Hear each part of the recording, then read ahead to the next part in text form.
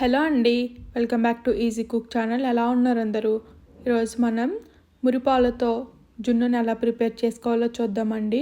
వెన్నెల నోట్లో వేసుకుంటే కరిగిపోయేలా ఈజీగా క్విక్గా పాడవకుండా ఎలా ప్రిపేర్ చేయాలో చూద్దామండి. మన అందరికీ జున్నులో ఎన్ని ఆరోగ్య ప్రయోజనాలు ఉన్నాయో తెలిసినవే కదా. అలాంటి జున్ను ఈజీగా క్విక్గా టేస్టీగా నోట్లో వేసుకుంటే వెంటనే కరిగిపోయేలా ఎలా ప్రిపేర్ చేసుకోవాలో చూద్దామండి. ఇది మనం ఫ్రిడ్జ్లో పెట్టుకుని సర్వ్ చేసుకుంటే బెస్ట్ డెజర్ట్గా కూడా చాలా బాగుంటుంది. ఇలాంటి ఎన్నో ఆరోగ్య ప్రయోజనాలు ఉన్న జున్నును ఈజీగా టేస్టీగా ఎలా ప్రిపేర్ చేసుకోవాలో చూసేద్దాం రండి. నేను ఇక్కడ దీనికోసం ఒక గిన్నెని తీసుకొని దాంట్లోకి 1 గ్లాస్ వరకు మురిపాలను తీసుకుంటున్నానండి. నేను తీసుకున్న ఈ మురిపాలు మొదటి రోజువి కాబట్టి బాగా చక్కగా ఉంటాయి. కాబట్టి నేను ఇక్కడ 1 గ్లాస్కి 4 గ్లాసుల చొప్పున నార్మల్ పాలను తీసుకుంటున్నాను. మీరు ఏ గ్లాస్తో అయితే మురిపాలు తీసుకుంటారో అదే గ్లాస్తో 4 గ్లాసుల వరకు చిక్కటి నార్మల్ పాలు తీసుకోండి.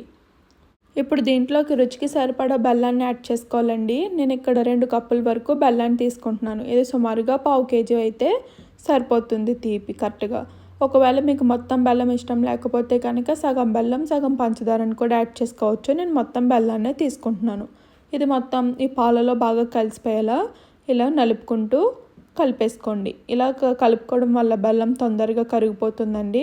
ఇలా మొత్తం కరిగిపోయిన తర్వాత దీంట్లోకి పౌడర్ యాడ్ చేసుకుంటున్నానండి. నేను ఈ పౌడర్ ఏం కాదు, కొద్దిగా మిరియాలు 4 నుంచి 5 వరకు యాలకులను కొద్దిగా పంచదారని యాడ్ చేసి మిక్సీ పట్టుకున్నానండి.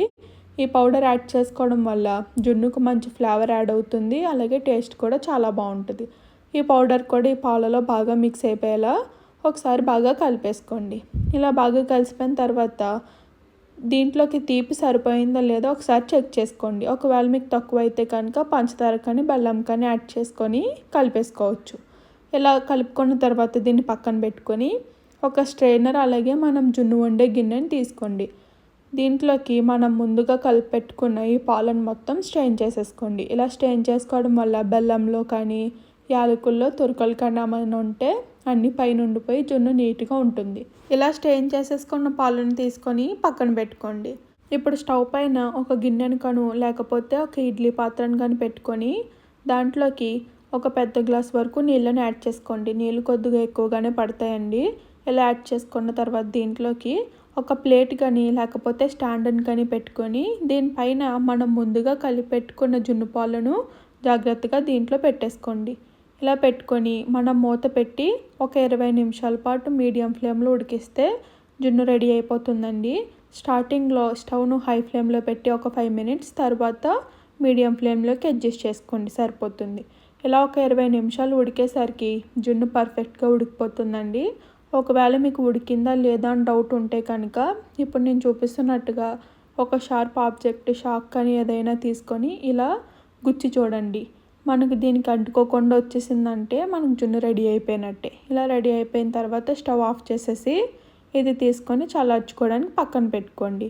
అంతేనండి, ఈజీగా టేస్టీగా ప్రిపేర్ చేసుకునే జున్ను రెడీ అయిపోయింది. ఇది ఫ్రిడ్జ్లో పెట్టుకొని సర్వ్ చేసుకుంటే ఎంతో టేస్టీగా చాలా బాగుంటుంది. నెక్స్ట్ టైం ప్రిపేర్ చేసినప్పుడు ఈ ప్రాసెస్లో ప్రిపేర్ చేయండి, సింపుల్గా టేస్టీగా అయిపోతుంది. థ్యాంక్ యూ అండి. Thank you for watching and subscribe to my channel.